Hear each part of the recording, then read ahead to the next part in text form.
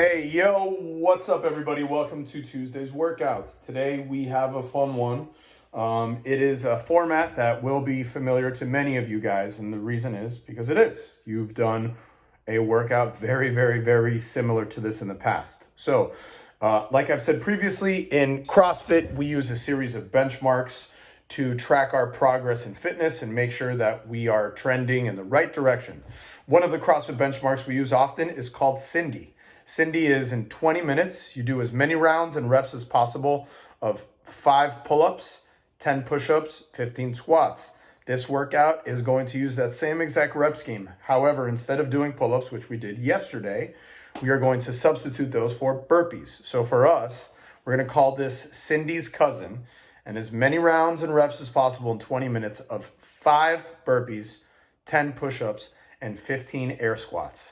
One of our athletes, Josie Hamming, tested this workout for us. She got a score of 20 rounds plus 17 repetitions. Okay? So, have I done this workout before? No. Have I seen people do this workout before? No. I talked to Josie this morning and she was asking me, okay, what should my pace be? What should my approach be for this? And to be honest, I wasn't quite sure. But I told her to plan for a strict Cindy pace. So that means Cindy without butterfly or kipping or funky pull-ups, just strict pull-ups. Try a strict Cindy pace and see how that goes and see where the wheels fall off. That's really as much as we spoke about in regards to this workout.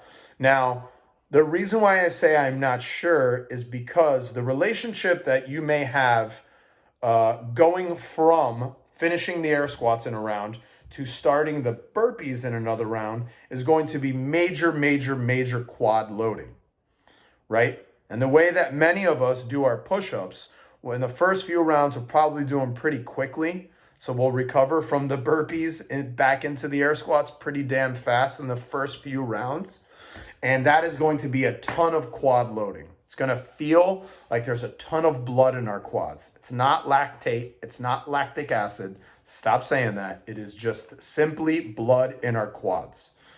Now, is that going to be the case for everybody? No, not necessarily. Those of you who are very quad dominant and love high rep squatting workouts will probably thrive and won't have to pace as much.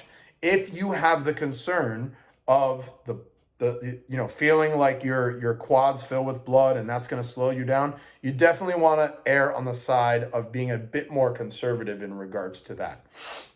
Now, notice what I said. I talked about those push-ups in there in regards to quad loading and why.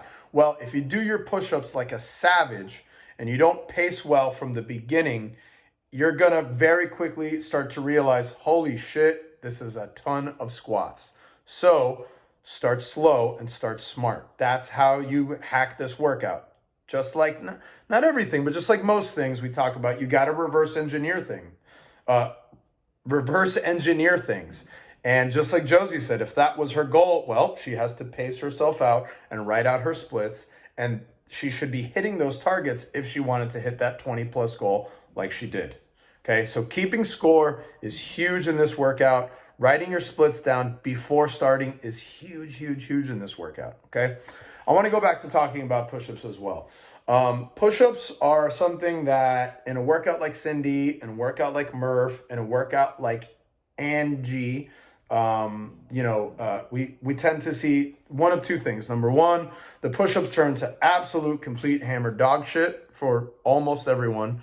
And also, right from the beginning, people want to do the RX push-up, and we see that like lazy hip in the push-up, and they're leaning back, and their torso comes up, and their lower half stays closer to the floor. I want to try to eliminate that as much as possible for everyone. So when doing workouts like this, if you end up having to scale down your push-ups to doing push-ups on your knees, push-ups on the wall, push-ups on a box, I would actually encourage you to consider that from the beginning. Why? Well, the reason is we want to keep the intensity and the quality high in this workout. And in order to do that, you have to be able to maintain a level of consistent movement patterns. And if you're starting moving too fast, or if you're picking a progression that is too challenging for you, you're not going to be able to maintain that. And that's what we're trying to elicit. Trust me, we use our skill portion to do plenty of hard stuff, to work plenty of full range. When it comes to doing something like this, and I want you guys to move faster, scaling and progressions are your friends. So make sure you're picking it well, right? So how do I determine that? Like, how do I know if I'm that person or not? Well, what we're looking for is for the shoulders, the hips, and the knees, when we're performing push-ups, to rise at the same time. And whatever progression or scale you have to pick to ensure that you continue moving with that same quality and focus is what we want you to do for this whole entire workout. I want your first push-up or your first set of push-ups to look just like your last. Now, is that realistic? No. However, that is always the goal behind a workout like this, okay? Now, let me read you some specific notes from Josie. She says, for me, it was about having a goal in mind and then just staying with my steady and consistent pace. I didn't feel like I was really pushed anywhere because it was 20 minutes. And I love doing fast air squats. So I would slow down on the burpees because I didn't think it was beneficial to go too fast. She said push-ups went very fast. I think my first 2 sets were unbroken, but then I stuck with 5-3-2 for the rest of the time. Now check that out. Josie is a pretty high-level athlete. She has accomplished a ton in her career and still has a lot more work to do. And even for her, after her second set, she was scaling pull-ups. So that's something that I want you guys to understand and embrace across all levels. The best in the world don't have to do everything unbroken, right? It's about really understanding what your personal relationship is with a lot of these workouts. And there is none of us, myself, no one can ever say this is the strategy for such and such workout.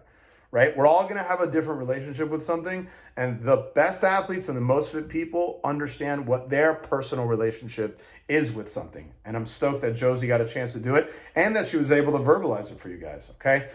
Good luck. Thank you very much. Please keep posting. Post on the leaderboard. Post on the group. Peace.